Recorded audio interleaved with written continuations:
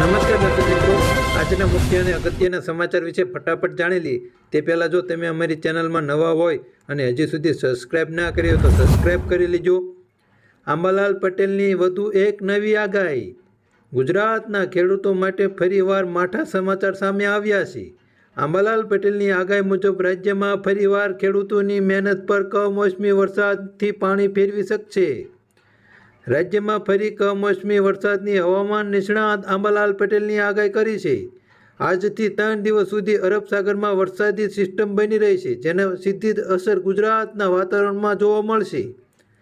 આંબાલાલની આગાહી અનુસાર રાજ્યના દક્ષિણ ગુજરાત અને દક્ષિણ સૌરાષ્ટ્રમાં હળવા વરસાદની શક્યતા વ્યક્ત કરવામાં આવી છે. આગામી તારીખ 1 થી 5 જાન્યુઆરી સુધી મહીસાગર, પંચમહાલ અને અરવલ્લીમાં માવઠું થઈ શકે છે. ઉત્તર ગુજરાતના કેટલાક જિલ્લાઓમાં પણ હળવા વરસાદની આગાહી કરવામાં આવી છે. કચ્છ, બનાસકાંઠા અને સાબરકાંઠામાં પણ મધ્યમ વરસાદની આગાહી કરવામાં આવી છે. તો અત્યારે હવામાનમાં એક સામતો પલટો આવતા ખેડૂતો માટે ચિંતાના સમાચાર સામે આવ્યા છે. આગળના સમાચાર વિશે વાત કરીએ તો અયોધ્યામાં જે રામ મંદિરને લઈને મહત્વના સમાચાર સામે આવ્યા છે. પ્રાણ પ્રતિષ્ઠા સમયે 5 લોકો જ રહેશે ગર્ભગૃહમાં. અયોધ્યા શ્રી રામ મંદિરના પ્રાણ પ્રતિષ્ઠાને લઈને યુદ્ધ સ્તર પર તૈયારીઓ ચાલી રહી છે. પ્રાણ પ્રતિષ્ઠા સમયે ગર્ભગૃહમાં 5 લોકો હશે. પીએમ મોદી, રાજ્યપાલ આનંદીબેન પટેલ, સીએમ યોગી, સંઘ પ્રમુખ મોહન ભગવાન અને મુખ્ય આચાર્ય. આગળના સમાચાર વિશે વાત કરીએ તો કોરોનાને લઈને મોટી અપડેટ સામે આવી છે. કોરોનાને ગુજરાતમાં ધીમી ગતિએ પગપેસારો થઈ રહ્યો છે. કોવિડના નવા વેરિયન્ટ JN1ના કેસ સામે આવતાની સાથે જ આરોગ્ય વિભાગ દોડતું થઈ ગયું છે. ગુજરાતમાં હાલ કોરોનાના 66 કેસ એક્ટિવ છે, પણ આ આંકડો અઠવાડિયા પહેલાં ફક્ત 23 સુધી જ સીમિત હતો. જો આરોગ્ય મંત્રી ઋષિ પટેલે કહ્યું છે કે આને ચિંતા કરવાની કોઈ જરૂર નથી, પરંતુ સતર્ક રહેવાની જરૂર છે. અયોધ્યા ધામમાં નહીં વેચાય દારૂ. મહત્વના સમાચાર આવી રહ્યા છે. અયોધ્યામાં શ્રી રામ મંદિરની પ્રાણ પ્રતિષ્ઠા સમારોહ પહેલાં રાજ્ય સરકારનો મોટો નિર્ણય. અયોધ્યામાં 84 કોશી પરિક્રમા માર્ગ પર દારૂનું વેચાણ પર સંપૂર્ણપણે પ્રતિબંધ મૂકવામાં આવ્યો છે. ગુજરાતમાં વધુ એક પરીક્ષાને લઈને તારીખ જાહેર કરવામાં આવી છે. ગુજરાતમાં તાજેતરમાં જ વર્ગ 3ની ભરતીને લઈને મોટા બિગ સમાચાર સામે આવી રહ્યા છે. ત્યારે રાજ્યમાં વધુ એક પરીક્ષાને લઈને મહત્વના સમાચાર સામે આવ્યા છે, જેની ગૌણ સેવા પસંદગી મંડળની પરીક્ષા લેશે. આગામી 8 ફેબ્રુઆરીથી ગૌણ સેવા પસંદગી મંડળ ફોરેસ્ટ બીટગાર્ડની પરીક્ષા લેશે. રોજના 50,000 જેટલા ઉમેદવારો ફોરેસ્ટ બીટગાર્ડમાં પરીક્ષા આપશે. પરીક્ષા કોમ્પ્યુટર આધારિત હોવાને કારણે પરીક્ષા 7 દિવસ સુધી ચાલશે. કુલ 4,18,000 જેટલા ઉમેદવારો ફોર્મ ભર્યું છે, જેની ફોરેસ્ટ બીટગાર્ડની પરીક્ષામાં ભાગ લેશે. રાજ્યના 11 જિલ્લાઓમાં કેન્દ્ર આપવામાં આવ્યું છે. ગુજરાતમાં દારૂબંધીને લઈને મહત્વના સમાચાર સામે આવ્યા છે. ગુજરાતની સ્થાપના થઈ ત્યારથી જ રાજ્યમાં દારૂબંધીનો અમલ છે. તાજેતરમાં સરકારે આમ થોડી મોટી છૂટછાટ આપી છે, જે અંતર્ગત ગાંધીનગરના ગિફ્ટ સિટીમાં દારૂ પીવાની પરવાનગી આપવામાં આવી છે. આ પહેલાં સરકારે સ્વાસ્થ્યને ધ્યાનમાં રાખીને દારૂ ખરીદવાની મંજૂરી આપી હતી, જેની સંખ્યામાં માત્ર 3 વર્ષમાં જ 58% વધારો થયો છે. રાજ્યના નશાબંધી અને અબકારી વિભાગના આંકડા પરથી આ માહિતી મળી છે. ડેટા અનુસાર ગુજરાતમાં હવે 43,470 પરમિટ ધારકો છે, જે 2020માં 27,000 જેટલા આજુબાજુ હતા. ઉત્તરાયણને લઈને મહત્વના સમાચાર સામે આવ્યા છે. આંબાલાલ પટેલે જણાવ્યું છે કે અમદાવાદમાં પતંગ રસિકો માટે સારા સમાચાર આવી રહ્યા છે. આ વખતે પવનની ગતિ સારી રહેશે. આ વખતે ઉત્તરાયણ ઉપર વાતાવરણ સાનુકૂળ રહેશે. ઉત્તરાયણના રોજ ઠંડા પવનો ફૂંકાય તેવી શક્યતા જોવા મળી રહી છે. એટલે કે એમ કંઈ પવનો ફૂંકાય તેવી શક્યતા છે. આ વખતે ઉત્તરાયણ પર સારો એવો પવન રહેવાની શક્યતા છે. અત્રે નોંધનીય છે કે હાલ સમગ્ર રાજ્યમાં ઠંડીનું જોર યથાવત છે. એમાં હજુ ઠંડીમાં વધારો થવાની શક્યતા સેવાઈ રહી છે. રાજ્યમાં તારીખ 10-11 જાન્યુઆરીએ ઠંડીનો ચમકારો વધશે. માવઠાની પાછી આગાહી કરવામાં આવી છે. રાજ્યના હવામાનને લઈને ફરી એકવાર આગાહી સામે આવી છે, જે મુજબ આગામી 2 થી 3 દિવસ વાદળછાયું વાતાવરણ રહેશે. તેમજ આગામી 3 દિવસમાં તાપમાનમાં કોઈ ફેરફાર નહીં થાય. 48 કલાક બાદ તાપમાનમાં 2 થી 3 ડિગ્રી ઘટશે. તાપમાન ઘટતા ઠંડીમાં વધારો થશે. તો અત્યારે વેસ્ટર્ન ડિસ્ટર્બન્સ સર્જાયું છે, જેના કારણે વાદળછાયું વાતાવરણ છે. ભેજના કારણે રાજ્યમાં વાદળછાયું વાતાવરણ છવાયું છે.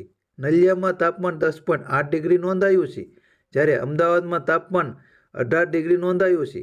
આગળના સમાચાર વિશે વાત કરીએ તો ગુજરાતમાં ફરી કમોસમી માવઠું આફત બનીને ત્રાટકશે. જાન્યુઆરીની શરૂઆતમાં ખૂબ જ ઠંડી પડશે. કચ્છના ભાગોમાં, પૂર્વ ગુજરાતના ભાગોમાં કમોસમી વરસાદની સંભાવનાઓ. કરા સાથે વરસાદ કમોસમી પડશે તેવી આગાહી કરવામાં આવી છે. દેશના ઉત્તરીય પવન પ્રદેશમાં ભારે હિમવર્ષા થાય છે, તેથી ગુજરાતમાં ઠંડીનું પ્રમાણ પણ વધી શકે છે. આગળના સમાચાર વિશે વાત કરીએ તો ગુજરાતમાં કોરોનાનું નવું રૂપ સામે આવ્યું છે. ગુજરાતમાં કોરોનાના નવા વેરિયન્ટ JN1 સંખ્યાબંધ કેસ સામે આવતા લોકોમાં ચિંતા ફેલાઈ છે. ત્યારે રાજ્યના આરોગ્ય મંત્રી ઋષિકેશ પટેલને નવા વેરિયન્ટને લઈને મહત્વનું નિવેદન આપ્યું છે. આરોગ્ય મંત્રીએ જણાવ્યું છે કે રાજ્યમાં કોરોનાના JN1 વેરિયન્ટના તમામ કેસોનું જીનોમ સિક્વન્સિંગ કરાઈ રહ્યું છે. તેમણે આ અંગે જણાવ્યું હતું કે 4000 કેસ આવે ત્યાં સુધી જીનોમ સિક્વન્સિંગની તપાસ કરવામાં આવશે. એટલું જ નહીં, નવા વેરિયન્ટમાં 36માંથી 22 દર્દીઓ સાજા થયા છે.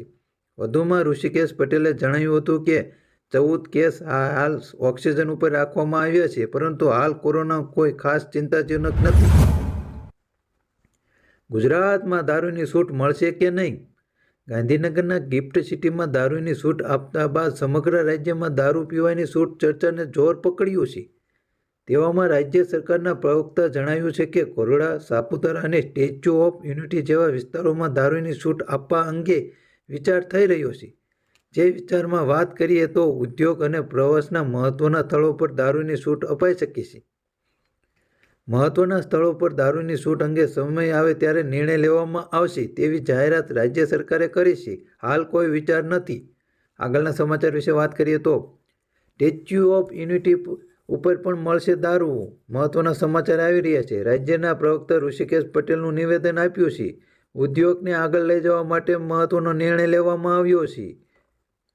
વધુ વાત કરીએ તો ઉદ્યોગ અને પ્રવાસના મહત્વના સ્થળો પર દારૂની છૂટ આપી શકે છે ગુજરાત સરકાર. સ્ટેચ્યુ ઓફ યુનિટીને લઈને મહત્વના સમાચાર આવી રહ્યા છે. ઋષિકેશ પટેલે જણાવ્યું હતું. આગળના સમાચાર વિશે વાત કરીએ તો કર્મચારીના પગારને લઈને મહત્વના સમાચાર સામે આવ્યા છે.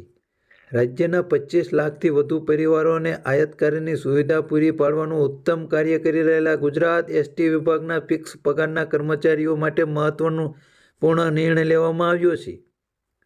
ST નિગમના ફિક્સ પેના કર્મચારીઓના પગારમાં 30% વધારો કરવાની જાહેરાત રાજ્ય સરકાર દ્વારા કરવામાં આવી છે. આજે રાજ્ય સરકારના નાણાં વિભાગે આ મોટા નિર્ણયને મંજૂરી આપી દીધી છે. નાણાં વિભાગ દ્વારા મંજૂરી મળતા જતાં ફિક્સ પેના કર્મચારીઓનો પગારમાં થશે વધારો. ફિક્સ પેના કર્મચારીઓને થશે લાભ. સૌથી મોટા સમાચાર આવ્યા છે.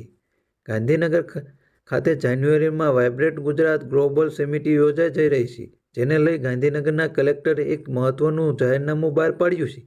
વિવિધ રસ્તાઓને લઈને આ જાહેરનામું બહાર પાડ્યું છે, જેમાં ગ રોડ અને જ રોડ સામાન્ય ટ્રાફિક વ્યવહાર માટે બંધ રાખવાનો પણ મહત્વનો નિર્ણય લીધો છે. ગ, ઘ, ચ, ખ અને જિલ્લા પંચાયતની સેક્ટર 17 અને સેક્ટર 16 તરફ જતા રસ્તાઓ પણ બંધ નો પાર્કિંગ ઝોન જાહેર કરવામાં આવ્યા છે. સર્કિટ હાઉસ, જીમ ખાતા તરફ પણ જિલ્લા પંચાયત તરફ